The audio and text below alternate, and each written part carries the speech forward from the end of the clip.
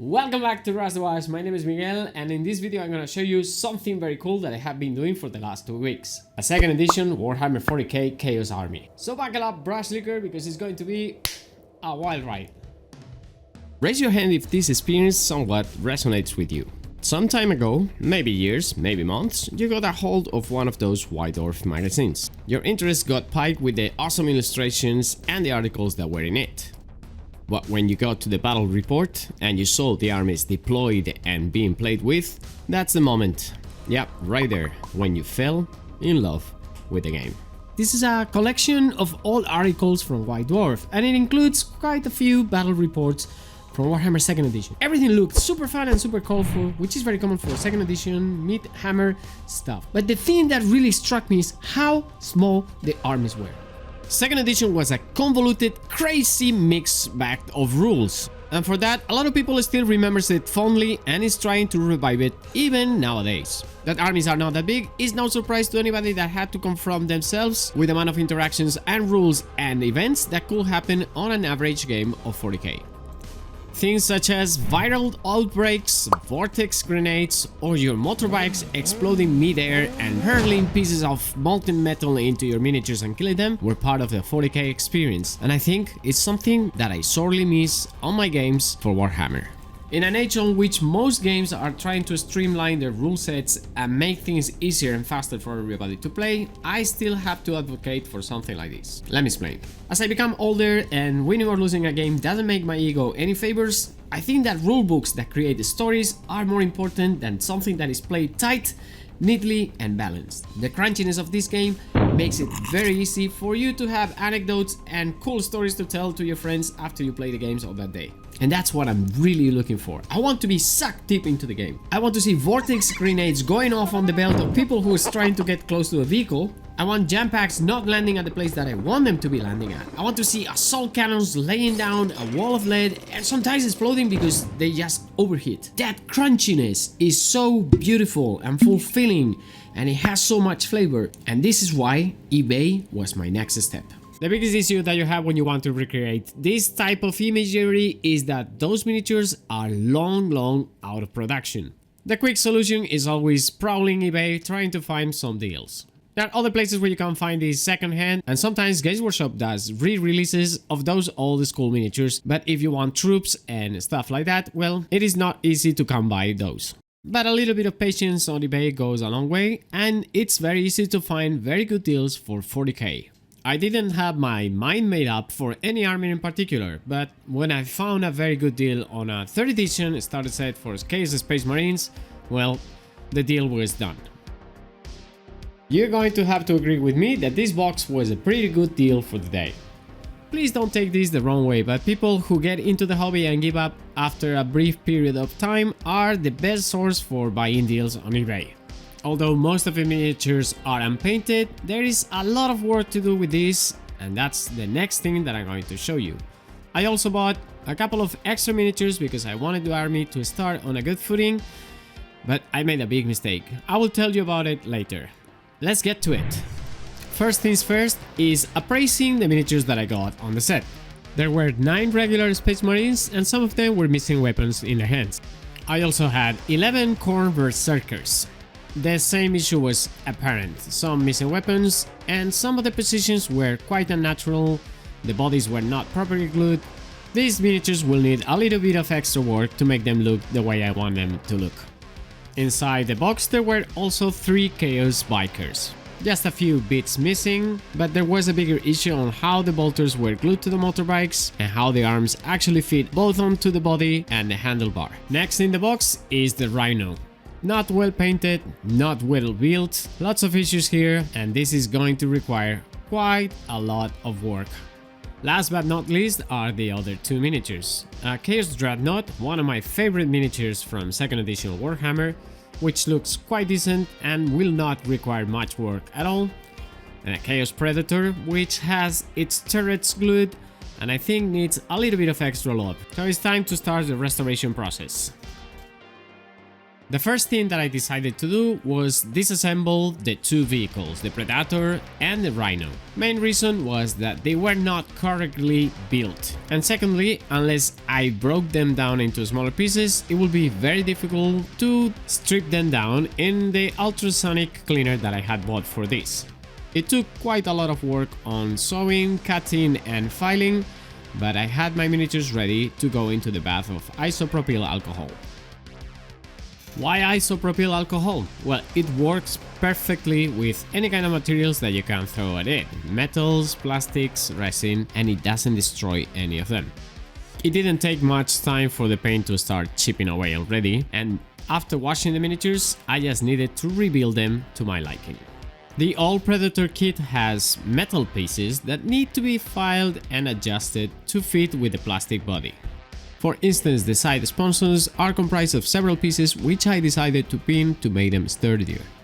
By adding these small pieces of paper clips, which are very easy to cut and very easy to drill for because they are very thin, you add a lot of structural strength to pieces that otherwise will be held only by superglue. And because I wanted the guns to rotate freely, I didn't glue those, but the cage had to be sturdy enough to hold them in place. Another small detail that I would end up doing to all the weapons in the army was drilling holes in the barrels of all of those. The Rhino, which you can see here, took quite a lot of work to fix it. Originally poorly built, I had to use quite a lot of plastic glue and a few rubber bands to get it back into the shape that it was intended to be from the beginning. Some details were missing in the miniatures, and there is no other way around but fixing them yourself. Broken pipes, missing pieces, or places that after disassembling the miniatures were outright broken had to be fixed before laying any paint on them whatsoever. That's fine by me. I really love restoring all miniatures and trying to make them look the best I can with the resources that I have. I'm just trying to be that agent in the universe that is trying to get them to their final destination in life. As a hobbyist, my main focus usually is on the miniatures. I like collecting, fixing and painting them, and I don't focus that much on building the army list beforehand to know what I should be buying and painting. This is obviously a great mistake. Sometimes it is better to have a route in front of you, a plan that is going to keep you sane, saving money, and also focused on what you really need to start playing, which is in turn something that is going to keep you motivated in the long run. So to no one's surprise, the miniatures that I had didn't fit a proper army list, which meant that I will have to go to eBay again. But let's focus now on fixing the miniatures that I already have. I have finished the most difficult parts of the restoration, which were both the Rhino and the Predator. Well, in fact, I still had to do some restoration with green stuff on these, but I don't want to get ahead of myself because the rest of the miniatures will probably need some green stuffing, and I want to do that step all at the same time. I literally have hours of footage of me fixing these miniatures, but we need to focus in a few key areas. The first one is that I needed to clean all the mold lines that the miniatures came with, even though they had been already built. Another of the issues that I had is that building was not great and they had to be refurbished from the bottom up. Because the miniatures had been built using plastic glue, this meant that a lot of pieces would be broken.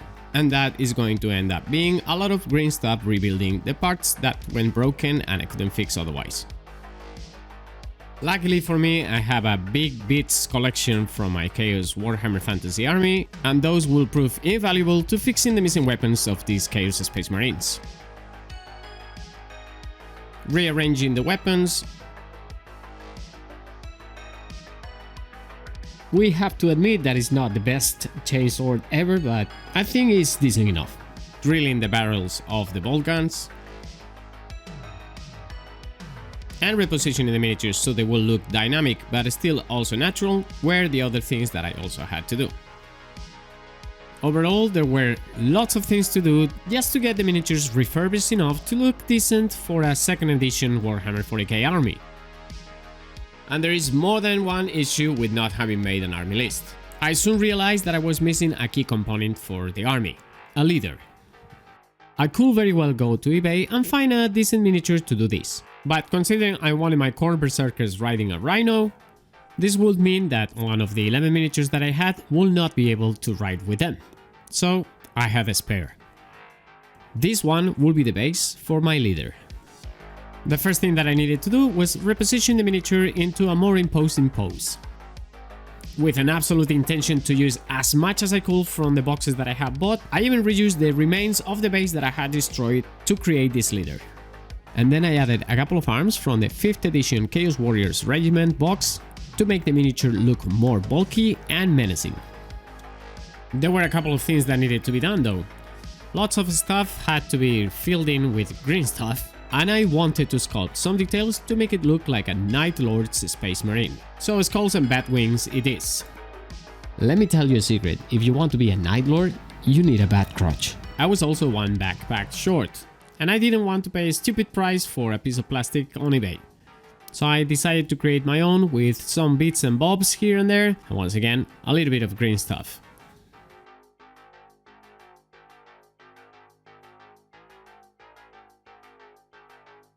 There he is, ready with its bat crotch. I've spent the best of the last 2 weeks cutting, clipping, filing, gluing, sculpting and pinning these all Space Marines. And the truth is, I have to admit, it is very difficult to explain why have I got so much inspiration from an old game that very few people still play nowadays. I know many of you will think that I'm crazy spending money on miniatures that I need to fix, and I'm going to spend so much time just trying to get them to look decent for the tabletop. And I will say that you're right, and I have to even admit that it's even worse than what you think, because I love doing this. What is this new crazy project of mine gonna take us? I don't know. All I know is that I just want to enjoy my hobby, painting and building miniatures and exploring the things that excited me when I was a kid. Warhammer 40K 2nd edition needs rulebooks, cards and other things in order to be able to play it. Painting the army and completing it is also something that I need to look forward to, but all that, well, all that is a story for another video. My name is Miguel, this has been Rush the Watch. I'll catch you guys in the next one. Un beso, adios.